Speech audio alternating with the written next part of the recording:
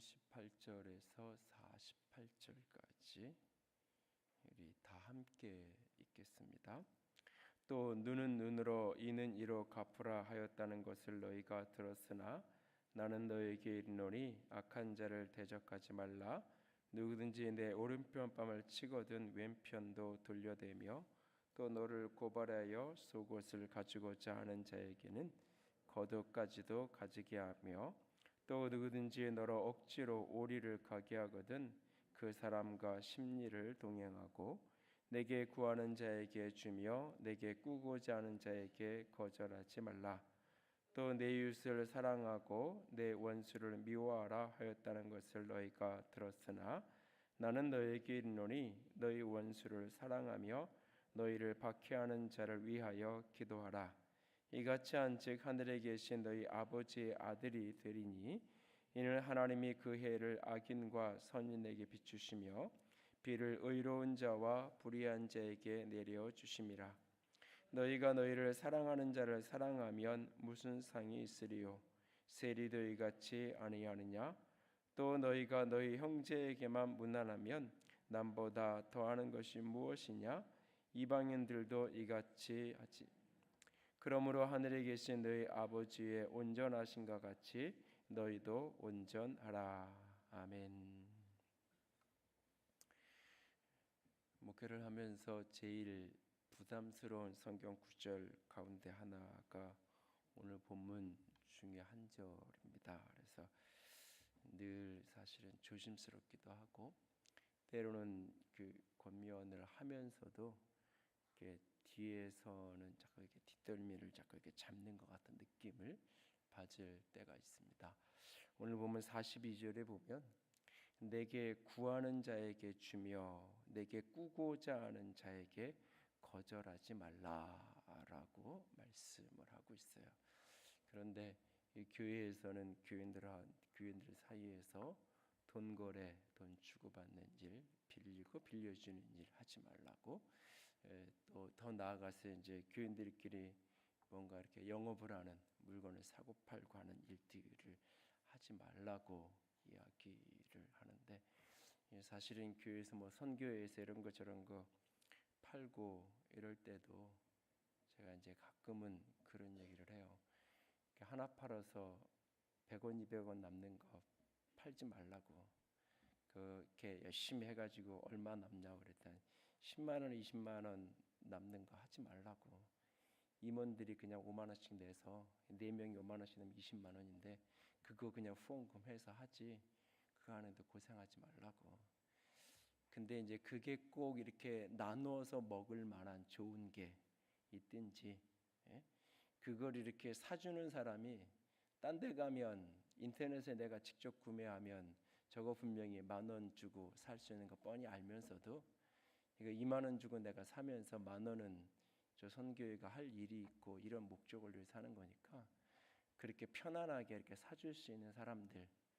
그런데 아직 우리 교회 수준이 1,000원만 가지고도 어디 가면 인터넷 가면 이거 8,000원인데 왜 10,000원 파냐고 이렇게 말하는 사람들 있으면 그거 하지 말라고. 그냥 하지 말고 그러라고. 그래서 차라리 인터넷에 없는 거 그러면 저 시골에서 이렇게 직접 재배해서 올라온 거 그런 거 이렇게 나눠 먹는 차원에서 하지, 가능하면 좀 이렇게 만들어서 같이 나누고 무슨 선교 자금을 만들고 그럴 때도 조금은 이렇게 조심해서 하는 게 좋겠다고 그런 이야기를 제가 가끔 할 때가 있는데요. 그러다 보니까 이제 뭐 선교에 1년에 한 번 정도씩만 하게 하고, 가능하면 만들어서 내가 노동력이 들인 거니까 수고한 만큼 원가에 수고한 만큼 들여서 판매하면 거기에 이제 남는 게 조금 여유 있게 남는 게 되니까 그걸 가지고 봉사하는 데 사용하고 이렇게 하도록 하지. 그 어디 이렇게 돌아다 인터넷에 이렇게 사가지고 그거 이렇게 마진 남겨서 하는 건 웬만하면 하지 말라고 제가 그런 얘기를 하는데요. 연장선상에 있는 이야기 중에 그러니까 상식적으로 그냥 안 했으면 좋겠고 또 안 할 것 같은데, 그러니까 그걸 하면 뻔히 문제되는 거 뻔히 알면서도 이렇게 답답하는 게 느낄 때 중에 하나가 바로 교인들 사이에 물건을 사고 팔고 거래를 하고 이러는 거예요. 이 보험회사를 옛날에 이렇게 하면서 어떤 분이 그런 얘기 하더라고요. 이렇게 훈련을 이렇게 영업 직원들이 오면 훈련을 하는데 그 중에 한 70% 80%가 다 떨어지는 거예요.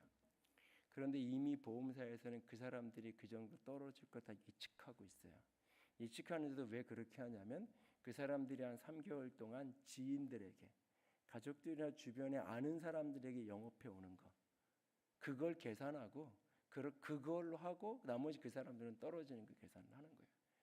그러니까는 누군가가 교회에서 영업을 하고 한다는 것은 그 행위 자체가 저는 영업하는 능력이 없는 사람이에요, 실력이 없는 사람이에요라고 스스로를 인정하는 거예요. 사실은 스스로를. 그러니까 본인은 그렇게 얘기하지 않죠. 이 물건이 좋아서 그런 거고 막 이렇게 얘기하는데 그거는 진짜 그게 좋은 거면 때 되면 다 소문 나게 돼 있어요. 그러면 얘기하지 않아도 누가 파는 어떤 게 너무 좋은 거래, 나중에 사람들이 알고 가서 그걸 찾게 돼 있어요. 근데 내가 이것을 하는 것은 기본적으로 가족들에게 하고 교회에서 그 사람은 나는 영업한 능력이 없어요, 그러니까 저를 좀 도와주세요, 이거예요. 그럴 때 내가 도와줄 마음이 있으면 사주면 되고 해주면 돼요. 근데 그걸 내가 다른 데보다 싸게 내가 살 수 있겠다, 다른 데보다 이것을 내가 사는 내 입장에서 유익을 얻을 거라고 계산하면 100% 그거는 나중에 실망하게 되고 상처받게 돼 있어요. 그거는 그러니까 내가 그거를 그냥 이렇게 베푼다고 생각하고, 내가 이거 이렇게 들어주면 몇 달 지나서 저 사람이 그만두면 내가 해약하더라도 내가 뭐 이렇게 몇 개월 들어간 거 저분 내가 도와준 셈 친다 생각하면 할 수 있는 거예요.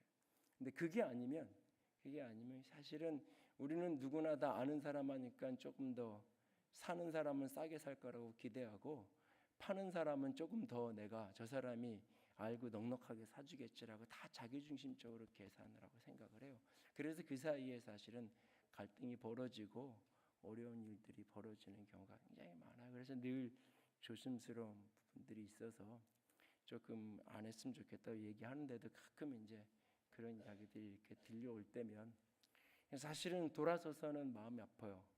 왜냐하면 그런 거 그냥 다 사줬으면 좋겠는데, 그럴 수 있는 능력이 있었으면 좋겠는데 오죽하면 교회 와서 그걸 팔까 싶은 생각이 들고, 사실은 돌아서서 앞에서는 하지 말라 그러고 그 왜 그러냐고 뭐라 그러고 뭐 직접은 말 못하고 소가리만 하고 그럴 때가 더 많긴 하는데, 그래도 사실은 얼마나 힘들면 그렇게밖에 할 수 없을까 하는 생각에 사실은 여러 가지 생각이 스쳐가는데, 돈을 꾸고 하는 것도 마찬가지죠.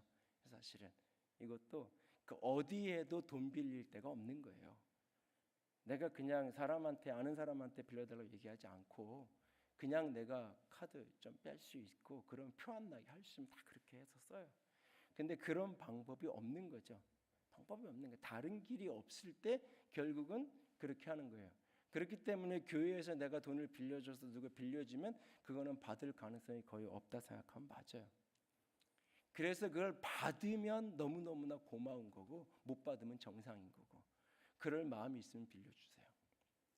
그리고 할 수 있으면 그럴 수 있으면 좋겠어요. 나는 내 능력이 내가 이 정도 돈 이렇게 못 받아도 괜찮아, 그런 정도 범위 안에서 남의 것까지 빌려가지고 여기저기서 빚 내가지고 갖다 주지 말고, 내가 가지고 있는 중에 내가 이 사람을 너무 사랑하고 내가 좋아하는데 너무 어렵다니까 내가 이 정도 돈 한 2, 3천만 원 못 받아도 없어도 나 살아, 그러니까 그냥 준다는 셈 치고 내가 빌려줬다가 때가 돼서 갚으면 감사한 거고, 못 갚으면 그럴 줄 알았다, 그러려니 하고 내가 준 거다, 그렇게 생각할 수 있을 내 여유가 되면, 그게 아니라 내가 조금 힘들 때마다 자꾸 저 돈 왜 빨리 안 갚는 거야, 저거 있으면 내가 이렇게 고생하지 않았는데 그것 때문에 계속 내 속이 힘들, 내 수준이 그거밖에 안 되면 해서는 안 되는 거예요. 오늘 말씀은 우리에게 구하는 자에게 주며 내게 꾸고자 하는 자에게 거절하지 말라라고 말해요. 사실 그래서 저는 늘 기도할 때마다 이 말씀대로 살 수 있는 사람들이 교회 안에 좀 많아지면 좋겠다 그런 생각을 해요. 이제 달라는 대로 내가 꾸고자 하는 대로 줄 수 있는, 그렇게 두 가지 줄 수 있는 돈이 있어야 주는 거고, 주고도 내가 마음 편할 수 있는 여유가 있어야, 돈과 마음의 여유가 두 가지가 다 있어야 이게 가능한 거잖아요. 그럴 수 있는 사람들이 좀 많아지면 좋겠다 그런 생각을 할 때가 있는데요. 오늘 이 본문 말씀은 조금 여러 가지 생각을 하게 하는 이야기인데요. 38절부터 조금 보면 또 눈은 눈으로 이는 인으로 갚으라 하였다는 것을 너희가 들었으나, 대표적으로 성경을 오해하는 말씀입니다. 이 말씀을 그 오래된 모든 이 서구의 법제도의 기원이라고 얘기하는 한문화비 법전에서 이게 이제 동태복수법, 그래가지고 내가 당한 대로 갚아주는 복수법으로 언급이 되고 있어요. 그리고 이제 이 복수법의 이 이야기가 이제 이렇게 요즘에는 뭐 좀 컬러가 다르지만 예전에 어렸을 때 보던 무협 영화나 그런 뭐 홍콩 영화 이런 만화 이런 거 이런 거 보면 꼭 이렇게 한 가문이 멸망할 때 꼭 아이 하나가 살아남잖아요. 그 아이가 어디 산에 올라가 가지고 도사 배워 가지고 하산을 하잖아요. 그래 가지고 꼭 그 부모의 원수를 갚는 그런 모습처럼, 그래서 내 부모가 받은 대로 갚아주는 이 모습을 구약 성경이 긍정한다. 하나님이 그런 하나님이다. 그런데 신약에 와서는 하나님이 좀 달라져서, 구약에는 그렇게 하라고 가르쳤는데 그게 그렇게 하는 게 옳은 거였는데 신약에 와서는 그렇게 하지 말라 그랬다라고 이 말씀을 읽을 때가 있어요. 사실은 이 동태복수법이 어느 정도는 이게 사실은 잔인한 것 같지만 사실은 좀 끌어내리는 건 맞아요. 왜냐하면 사람은 한 대 맞으면 한 대 때리는 것으로 속이 편안하지 않아요. 내가 한 대 맞았으면 죽을 정도로 패야 내가 할 만큼 했다고 이야기해요. 그래서 왜 저렇게 팼냐고 얘기하면 저 맞을질해서 팼다고, 내가 당한 만큼 갚아준 거라고 이야기해요. 근데 자기가 당한 거는 사실 한 대 맞은 거예요. 근데 갚은 건 한 10대 정도 때린 경우가 대부분, 그래야 속이 풀려요 사람은. 그래서 한 대 맞고 한 대 때리는 것만 가지고도 이게 어느 정도 공정한 그런 것을 이야기하는 것 같아 보여요. 그러나 세상의 법률은, 합리화의 법전의 이런 법률은 이것이 다 피해자가 가해자를 향해서 복수하는 문맥으로 이게 사용이 돼요. 그런데 성경은 특별히 이 똑같은 말씀이 이제 레위기, 신명기, 출애굽기에도 언급이 되는데, 그 말씀은 다 어떤 문맥에서 언급이 되냐면 피해자의 복수의 문맥에서 언급되는 문맥이 아니에요. 가해자의 배상의 문맥에서 언급이 되는 거예요. 배상을 해야 되는. 내가 지은 잘못에 대해서 그것에 대해서 이렇게 배상하는 배상법의 문맥 속에서 내가 상대방에게 가해를 입힌 만큼 내가 그 사람에게 배상해 주어라 라고 하는 문맥에서 이 이야기가 되는 거예요. 지금 대표적으로 레위기 24장 한 군데만 찾아서 보고 넘어가죠. 레위기 24장 20절. 레위기 24장 20절. 레위기 24장 20절. 24장 20절 보면 20절 같이 읽습니다. 상처에는 상처로, 눈에는 눈으로, 이에는 이로 갚을지라. 남에게 상처를 입힌 그대로 그에게 그렇게 할 것이며. 위에 19절에 보면 사람이 만일 그 이웃에게 상해를 입혔으면 그가 행한 대로 그에게 행할 것이니.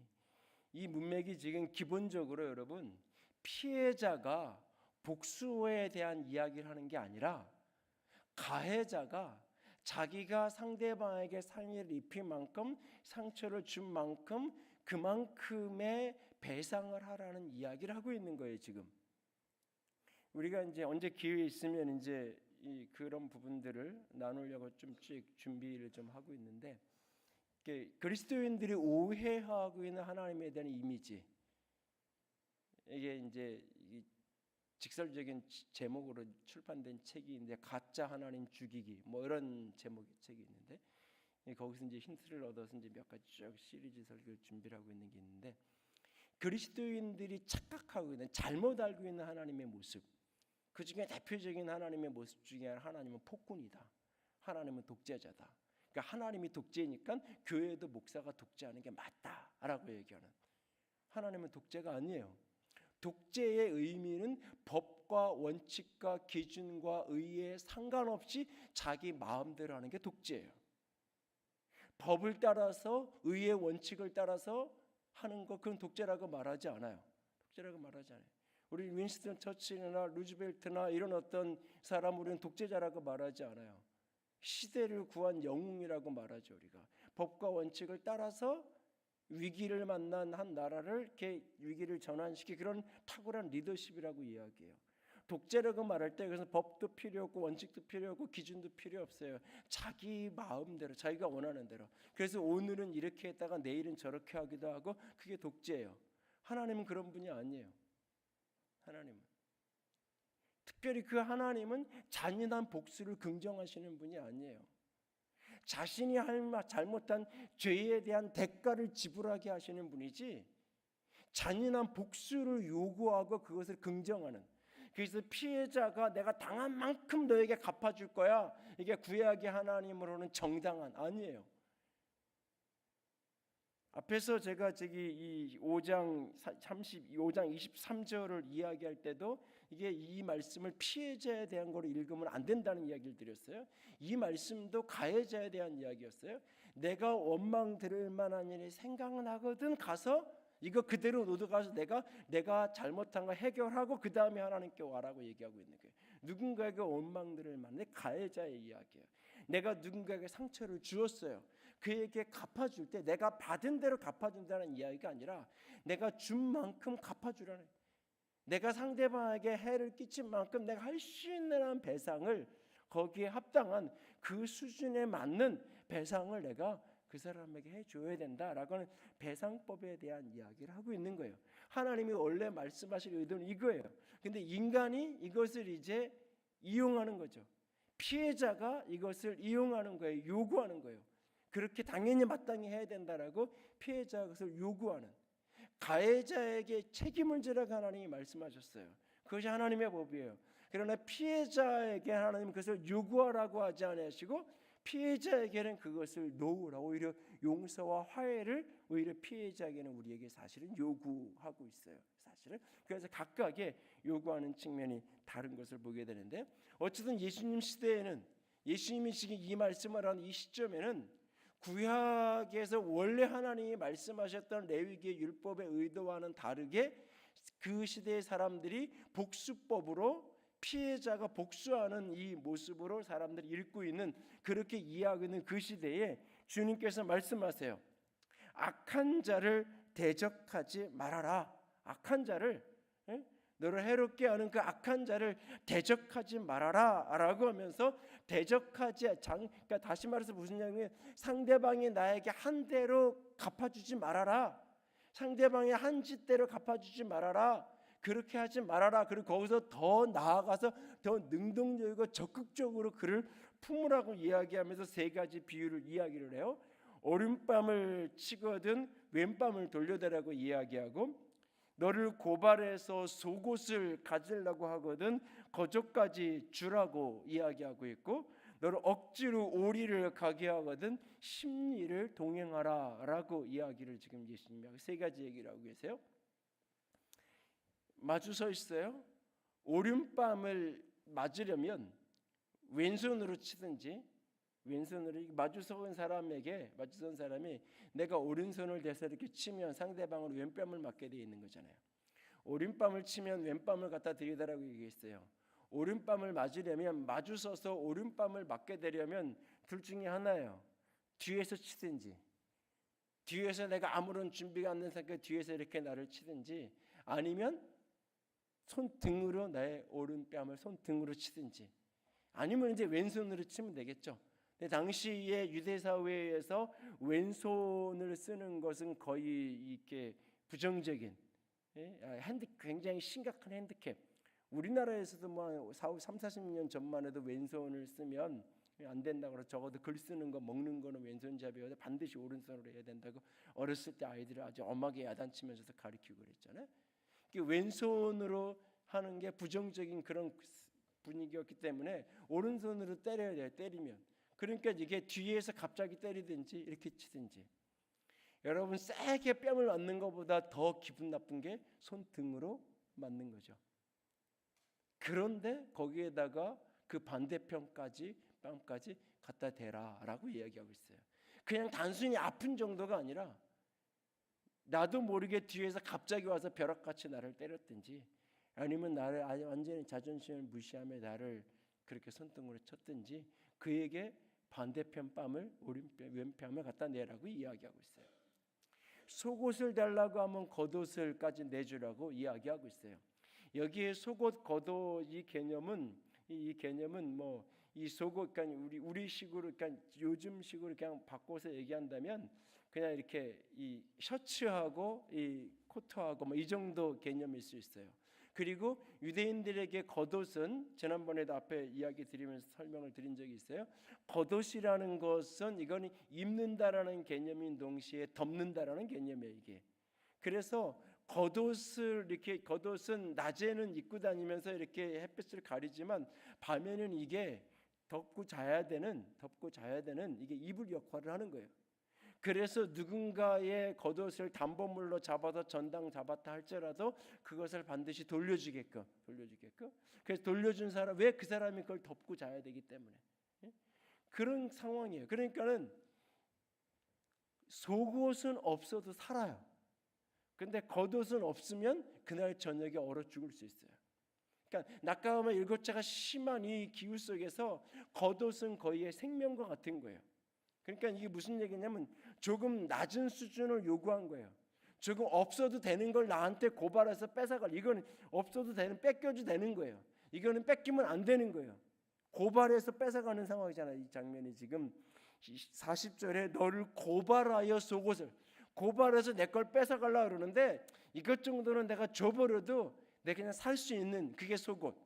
겉옷은 주면 나도 내 삶이 심각한 타격이 오는 그것.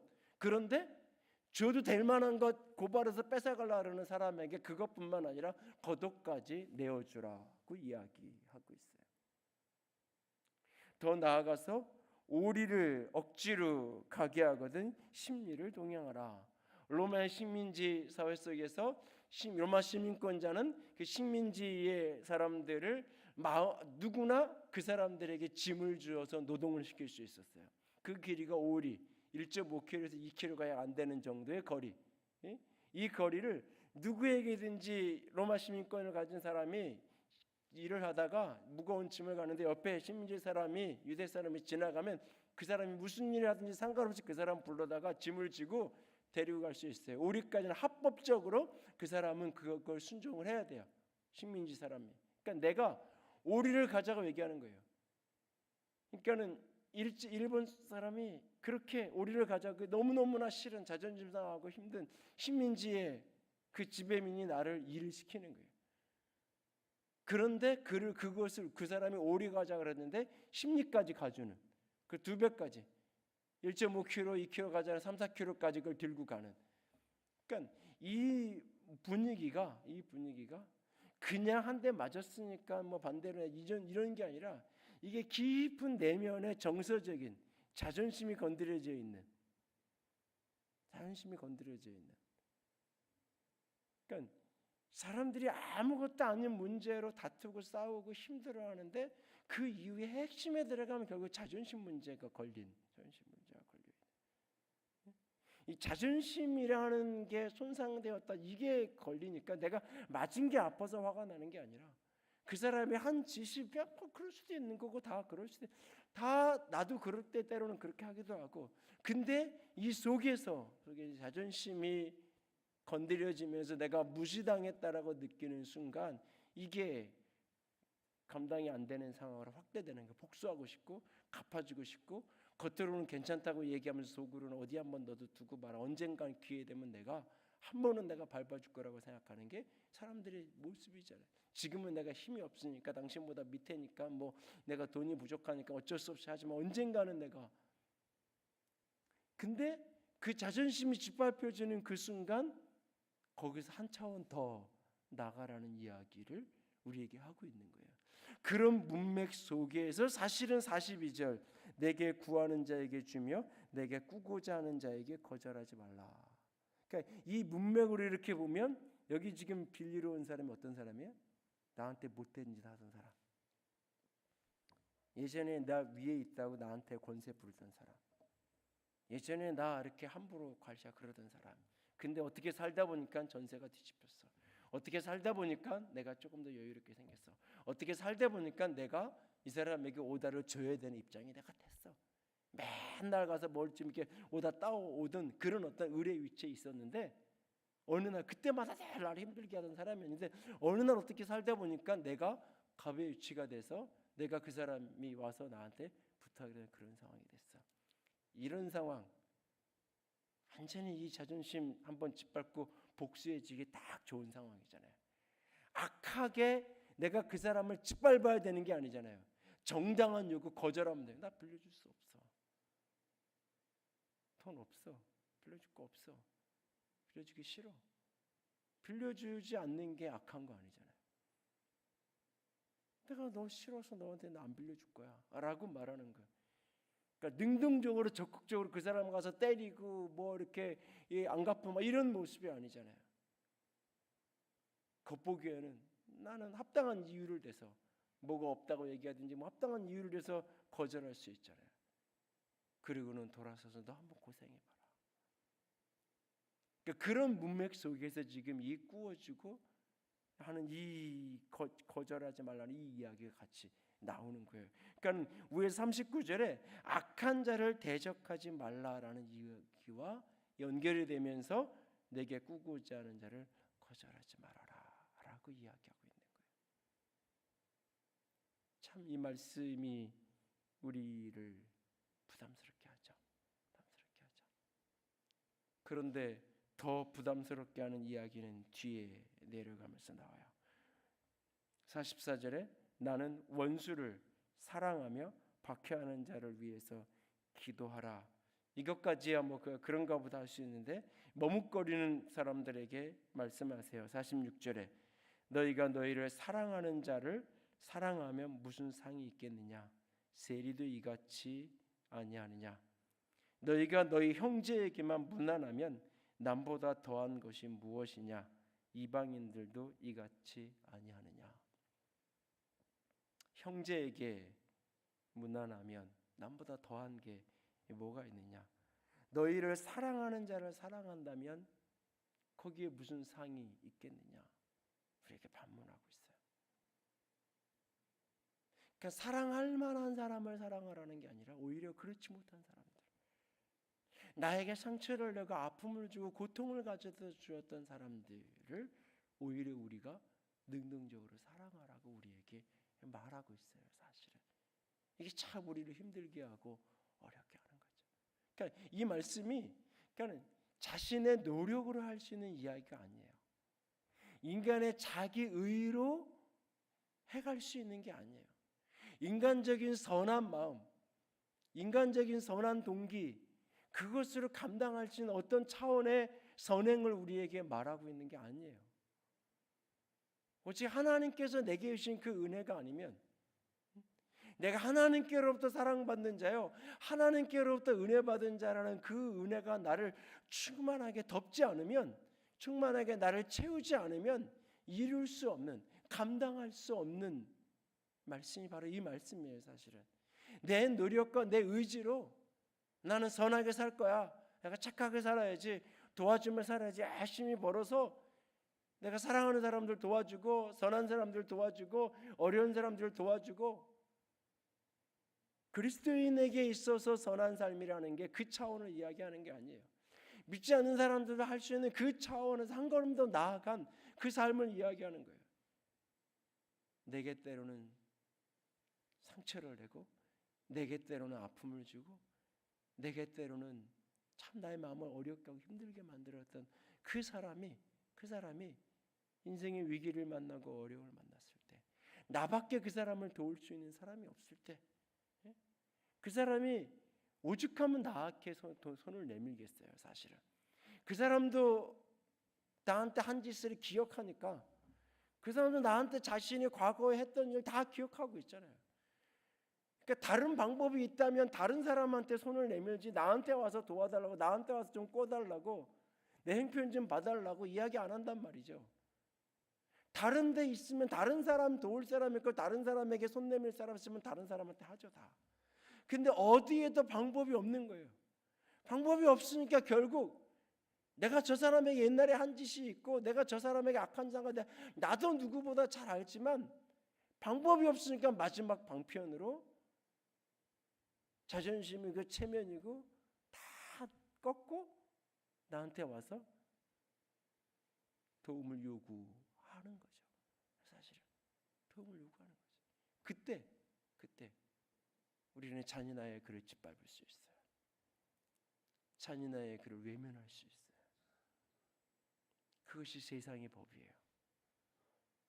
그것을 위해서 우리가 성공하려고 애를 쓰잖아요. 보란듯이 내가 성공해서 내 앞에서 내가 나를 보여주겠다고. 그게 이악 물고 성공하려는 이유잖아요. 그게 에너지가 돼서 때로는 공부를 하게 되기도 하고 사업을 하게 되기도 하고 그게 에너지가 돼서 무언가를 이루어내기도 하잖아요. 사실은. 근데 하나님은 그게 아니라고 말하는 거 오늘 말씀은. 그 누군가에게 안갚음하고 싶은 그 동기와 에너지, 그것이 에너지가 돼서 사는 게 아니라 세상에 그렇게 사는데 오히려 그런 자료의 기회가 왔을 그때에 오히려 그를 사랑으로 품으라고 우리에게 이야기하고 있는 거예요. 오히려 그를 사랑으로 받아내라고 이야기하고 있는 거예요. 그래서 이게 가장 중요한 표현이 44절에 원수를 사랑하며 너희를 박해하는 자를 위하여 기도하라 라고 하는 이 말씀이 그렇게 중요한 말씀인 거예요. 나를 고통스럽게 하고 아프게 했던 그 영혼을 위하여 기도하라 라고 얘기하고 있는 거예요. 기도하라고 얘기하고 있는 거예요. 그 영혼을 붙들고 기도하기 시작할 때 이 기도는 그 사람만을 위한 기도가 아니에요. 그 사람을 바라보는 나 자신을 위한 기도예요.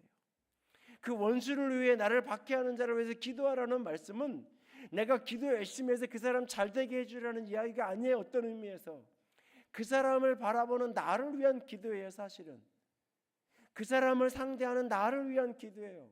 그를 위해 기도하면서 결국 내 마음이 해결되는 거예요.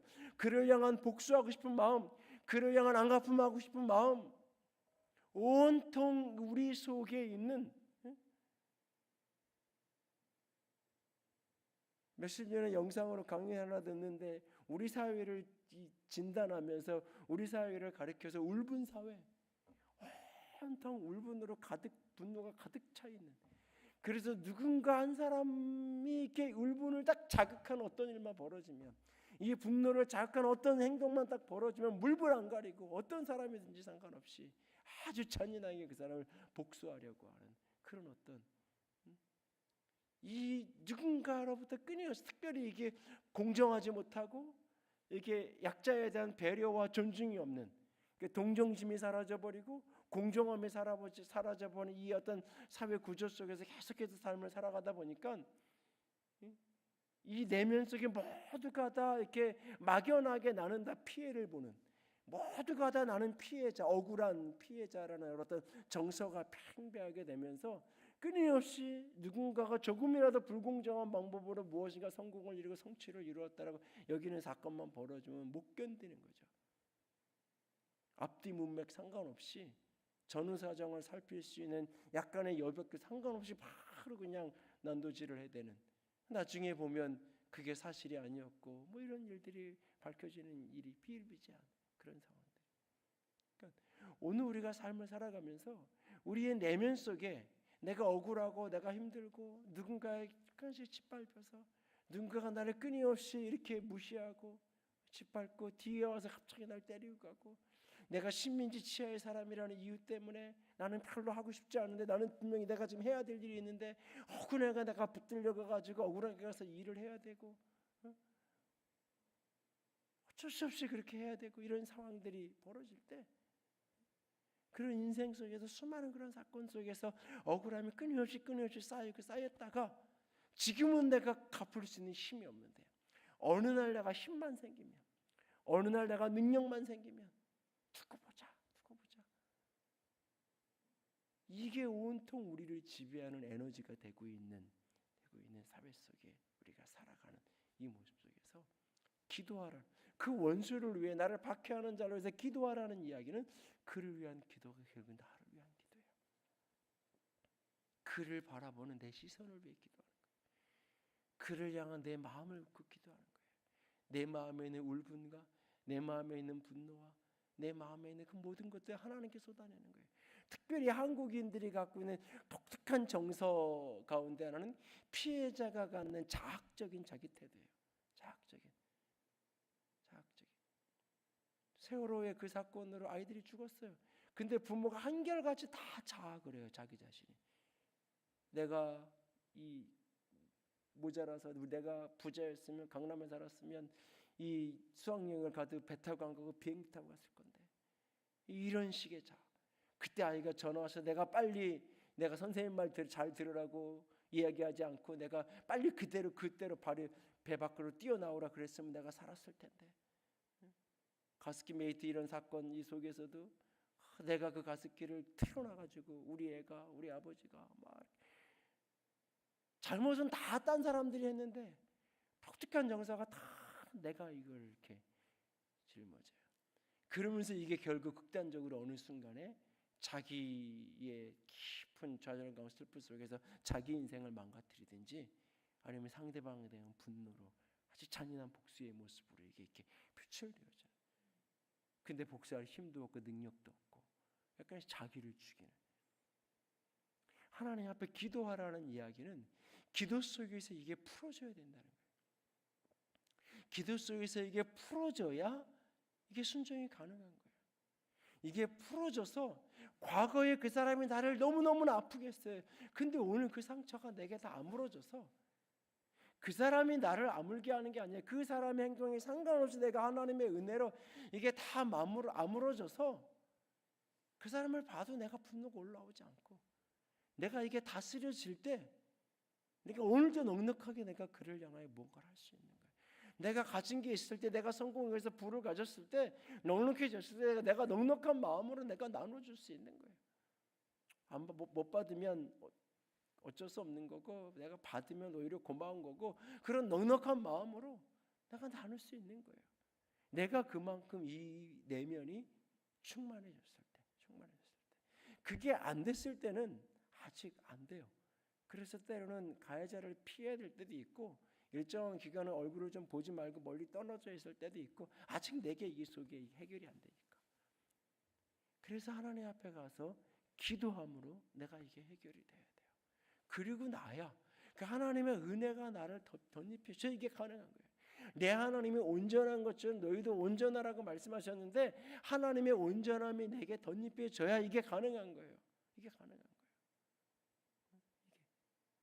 한참을 이렇게 성령에 대한 집중을 하면서 막 이렇게 그런 사역들을 중심으로 하다가 어느 날 다 멈춰서서 여러 가지 생각을 이 끝이 뭐지? 이것이 그냥 체험을 많이 하고 경험을 많이 하는 것으로 끝나는 건가?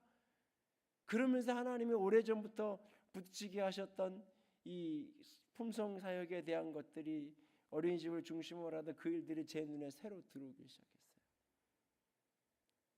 그런데 이 IMF의 이 한국 품성훈련원에 하는 리더십에 있는 분들이 목회자들이 아니에요.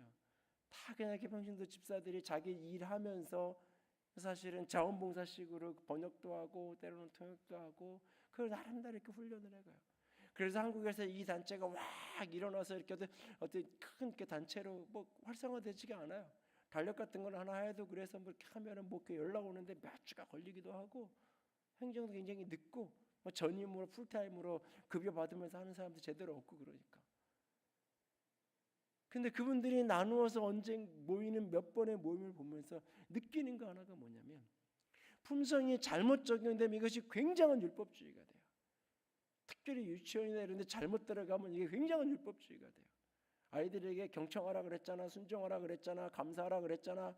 이게 말끝마다 그냥 다 말끝마다 다 자원선영하라 그랬잖아, 신신하라 그랬잖아. 다 이게 그냥 지시적인 억압적인 또 다른 율법으로 사람을 가두게 될 수 있어요. 근데 그 고백을 하면서 가정이 변하고 삶이 변한 분들의 이야기를 듣는데 하나 같은 고백이 뭐냐? 눈물 속에서 나는 이 품성을 이룰 수 없는 사람이라는 거예요. 나는 인내할 수 없는 사람인데 하나님의 은혜가 나를 인내하게 만들어요. 나는 내 쓰고 싶은 대로 써야지 속이 편한 사람인데 하나님이 나를 다스려 갈 수, 이 내 소비 습성을 다스려 갈 수 있도록 하나님이 은혜를 주셔서 내가 감당해 가는.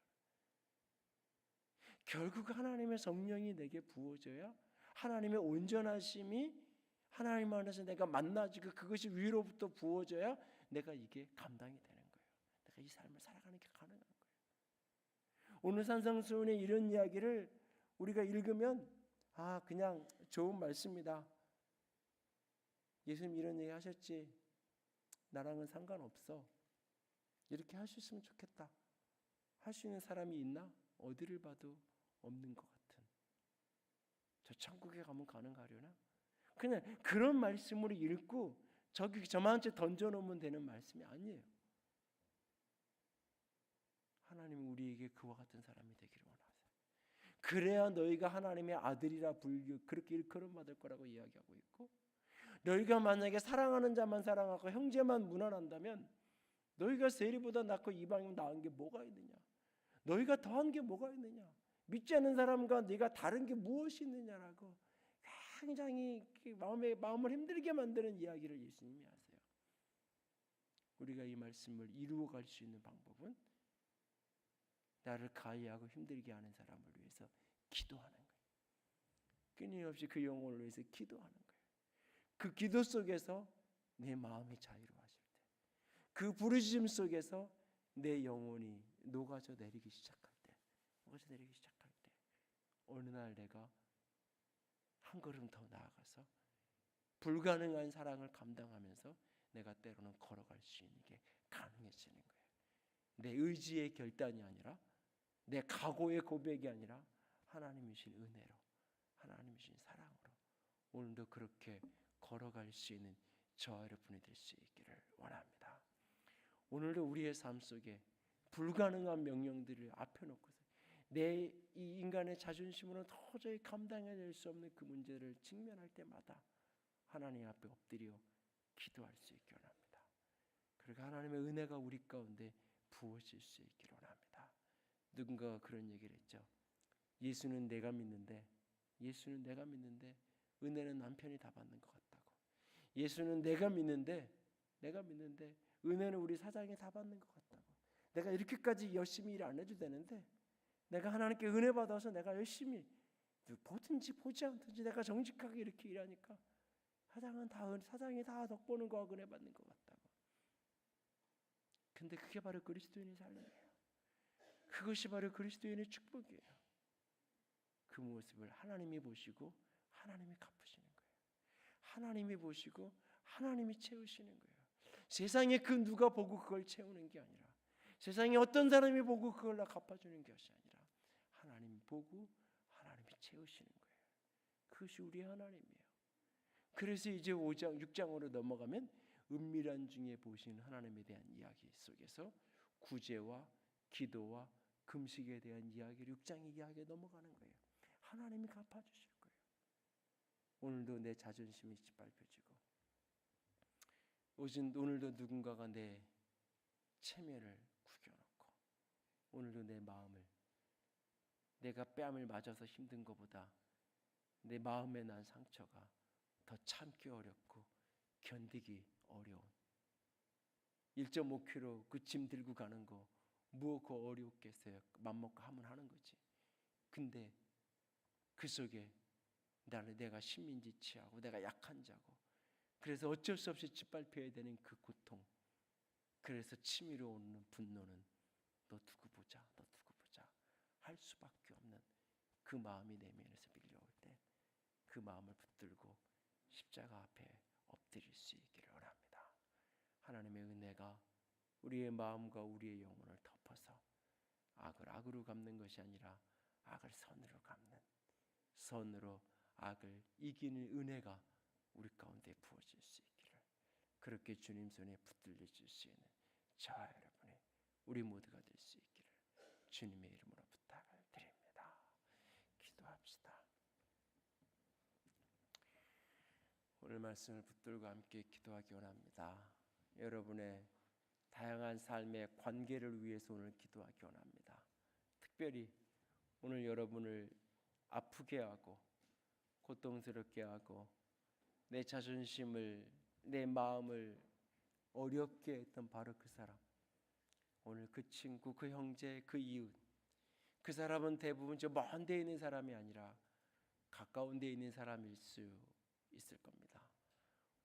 오늘 그분을 놓고 하나님 앞에 기도하기 원합니다. 그 모든 것 속에서 내가 겪은 아픔과 내 고통을 주 앞에 쏟아놓고, 그래서 나 너무 힘들고 너무 아프다고 주님 앞에 성직하게 고백하며 주님의 은혜를 구할 수 있기 원합니다. 주의 은혜가 나를 덮으면 내가 능히 이 터널을 이겨낼 수 있을 것입니다.